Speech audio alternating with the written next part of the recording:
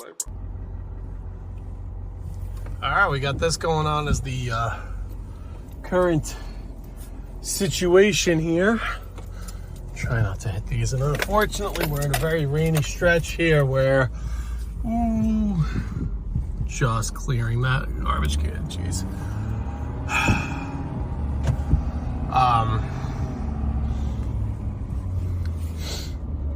I don't know, it's one of these things that sucks. You got to get these lawns done, and you know, unfortunately, as we watch this guy take this Bobcat into a very low profile hike trailer. I don't know, I was 50-50 on, I was actually originally planning on not doing anything today. And then my ride back from work was actually a lot more dry than I had anticipated. I don't know, it's drizzly, it's wet. Don't get me wrong, it's wet. It is cold. Do not need the AC on. Switch that here. Time and temp, we have 4:37, Wednesday, the 21st. Temp is 50 degrees, and that's 50. I think it's dropping. I think it's in the 40s. It was just 51. I think it's dropping as the truck just turned on. We got this wiper speed, and rain is picking up now. Fuck. And of course, that's just how it goes. And you know, I pay these weather apps to get future casts, and every single time they've been wrong. It was showing rain in this future cast. It was showing rain. It was showing that it was raining here since noon. Kept looking at my security cameras. Nothing. 1 o'clock. It looked like pretty heavy rain.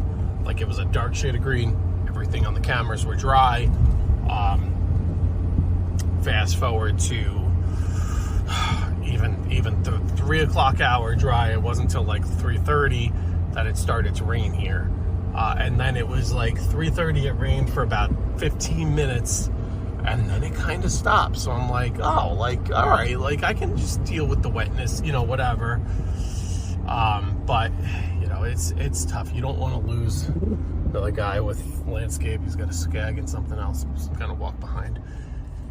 You just really don't want to lose the days. And, you know, I was saying to my wife, it's so frustrating too, because like this is what I got going on, and this is everybody deals with this, and no matter what the profession is or trade or you know whatever it is, but you got a few days of rain. Today shows rain. Tomorrow is going to be a nor'easter. Tomorrow is going to be a total washout. Nobody in their right mind's mowing tomorrow with the amount of winds and rains we're getting tomorrow. Friday doesn't look great. Looks like it clears out, but whatever. But you could mow Friday, but there is a chance of rain. By Friday, I have an estimate for, I would like new gutters, and I'd like a company to just kind of cut the gutters on site, like make the gutters on site to the house and do all that. But it's just, you know, for whatever you want to do, it's frustrating to get estimates in a timely manner. It's frustrating to like get somebody to the house. I have we're just in a tough phase of life right now. Like we have we're so grateful that our parents are rotating watching our daughter. My parents watch her at my home, at their home. Her parents watches her at my home, but you know, it's one of those things where the window that they give an hour window, come between this time and this time, which is right when I get home from work, which is fine. But, you know, I didn't realize when I made the appointment, it was Friday before Memorial Day. So I'm sure there's going to be a ton of traffic. I got to pick her up on her parents, so there's no way I'm getting there for the earlier time of the estimate. And then I wouldn't mind having, and you know, I don't know, we could talk about putting him in the crate or whatever, but I wouldn't mind having the guy, you know, come in, you know, if he were to come in, you know, or not come in, but come to the house and start, you know, the estimate without me, that's totally fine, except you got a dog. Like my dog would be left alone for quite a while then, and he would be going absolute out of his mind. So, you know, that's kind of not fair to him to have somebody come on the house, maybe on the roof, like whatever. How long is the estimate going to take? You know, sometimes they're, kind of lick and stick, this will cost about this. And sometimes they want to get up on the, you know, if that's that profession, they might get on the roof and, you know, look like, are they looking just at the gutters? Are they looking into the soffits and the this and the that? And, you know, so I don't know how complex they're going to be in terms of timing, which is just kind of frustrating in terms of scheduling. And there's also, on top of all this, there's the one chance of rain tomorrow is from 4 to 6. So that's when I would want to get home and do a lawn. I had one of my bi-weeklies who was up, his 2-week mark is Memorial Day. He reached out to me, and I honestly am glad he did, but you know, it's just hard. I'm in a perfect world, if weather was not a factor, I would want to get him in before, I would want to get him in on Friday. I kind of, in my head, penciled him in on Friday. But if I did not mow today, the house I would be mowing today would be Friday afternoon lawn. But if there's a chance of rain and hypothetically the guy doesn't come till 4:30, he takes an hour, it's 5:30. This is a very big lawn to kind of rush through, even though as I say that, I'm going to be rushing through it today. But, you know, I kind of don't want to do that on a Friday. And this lawn was last cut on Tuesday, so we're a week and a day already, with a lot of rain from last week, a lot of rain this week, there's rain next week. So next week, also, that's my one for Monday that is due, the bi-weekly that's due on the Monday. I can't just move it to the Tuesday, because if I move it to Tuesday, the day after Memorial Day, then that pushes everybody who's normally scheduled back. This is the downside of doing bi-weeklies now. Now, everybody will say not to do them. I say if you're in a wooded area, like, you know, like something like this, you're not mowing every week. We have a lot of woods here, okay? We're wide open where we're growing like crazy, and also a lot where bi-weekly actually makes sense. And if you collect a bunch of those, you could actually rack up, because you could charge more per cut for a bi-weekly. And that's kind of the game I've started to play and create. But in situations where you have a lot of weather, it's just hard to balance it out. I did clear it with the guy who did request to have it mowed this week. I know it's a holiday weekend, but sorry, I'm already mentally planning on being, you know, very backed up because of the weather.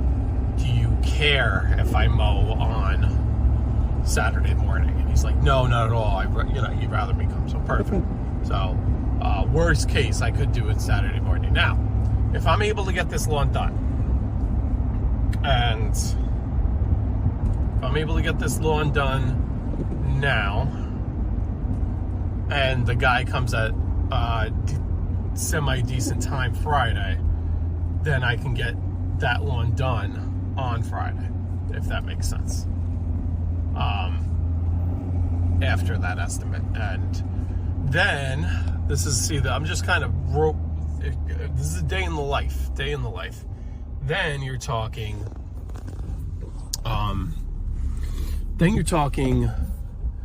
the ones I do her parents, and I do another one across the street, but the other one across the street also wants, they have a small tree on the side of one of their steps that's dead, so they want that torn out. They want a tree purchased and replanted, something to match. So I did my homework on what that was the last time. It's one of those dwarf Alberta spruces.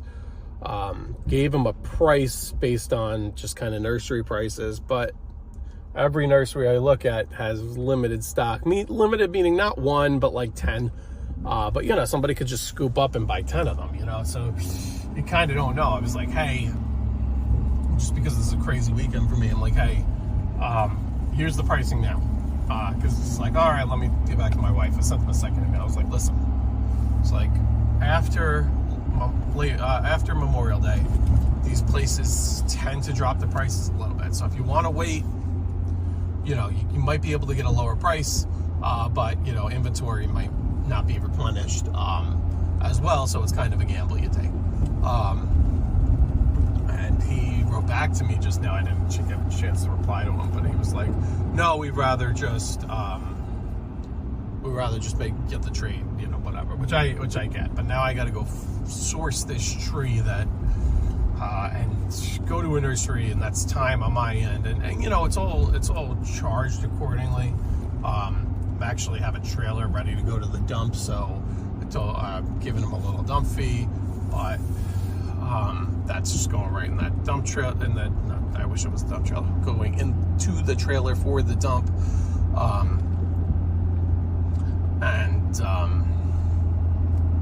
You know, I just kind of have to figure out, do I want to, you know, is this going to get pulled out when I'm there? I also told him, hey, because I didn't think I was mowing today at the time, so I was like, hey, I'm gonna probably be a couple days backed up. Originally they're kind of a Thursday, Friday one. I told him, hey, you might be Sunday morning, sorry, like, you know, I'm sorry, it's a holiday weekend. You know, let me know if you have, you know, if you're having a party or in tents and stuff, that's different. We won't do that. But, you know, if it's good, no problem, totally get it with the rain, blah, blah, blah. And then he's, you know, going on about how it's, I don't know, it's wet by a septic. And it is, but it's nothing like some of these lawns I deal with. Anyway, so now I got to source a tree on top of all this other stuff. My father-in-law wants me to go down, wants me to get a ton of garden soil for his vegetable gardens and stuff like that. And we have graduation parties Saturday, wedding Sunday. It's just, you know, it's a holiday weekend, so hours of these nurseries and places are a little more limited. It's a lot. This is what you run into. This is real world. If you're thinking of getting into it, is you great money that could be made. Absolutely fantastic money. And I'm actually of the advocate of not quitting your day job. And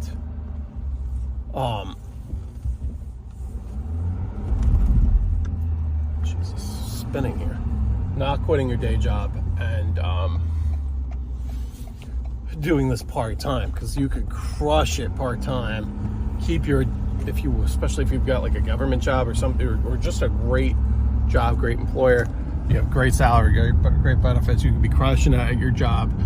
If you get out early, if you have a job where you have flexibility, whether you have like some random days off, you know, maybe you work weekends and have random days during the week, or on some kind of rotating set, whatever it is, and you could knock out, even if it's just 10 lawns, you can make, if you do 10 lawns on a week, and each of those lawns is like $100, you know, you do the math, times 30 weeks of mowing, plus cleanups, plus odds and ends stuff, add in weeding. Somebody yesterday, I was weeding, and you could do, even if you don't have, even if they're not $100 jobs, my minimum is 67.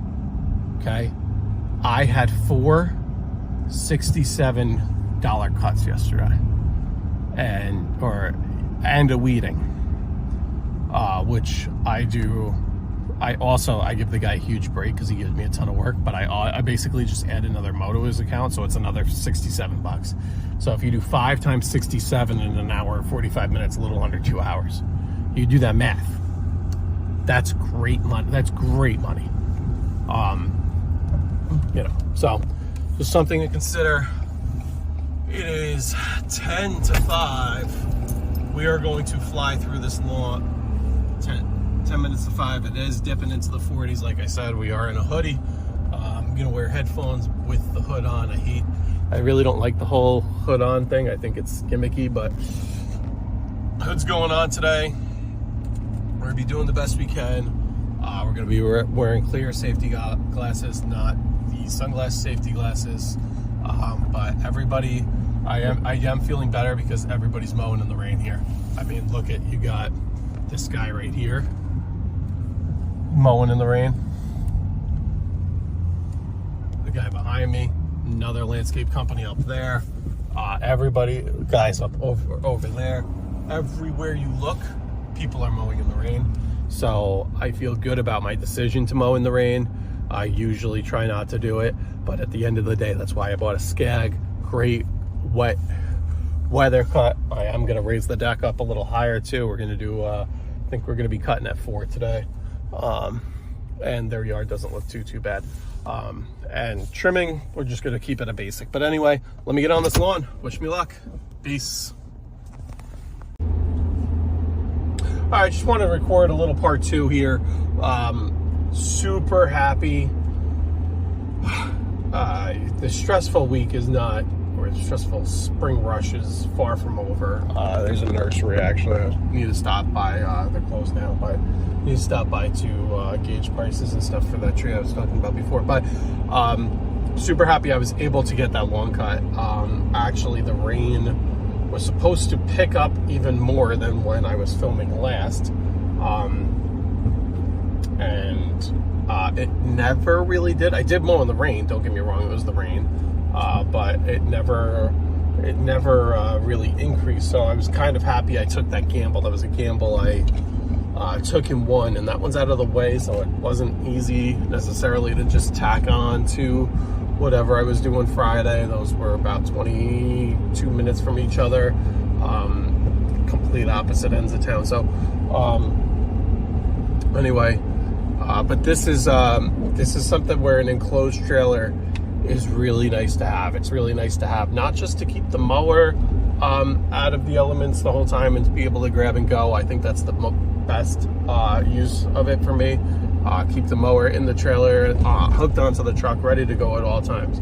But the other benefit is to keep not just the mower, but the trimmer and the backpack blower dry. You think, your trimmer, if you're mowing in the rain, right?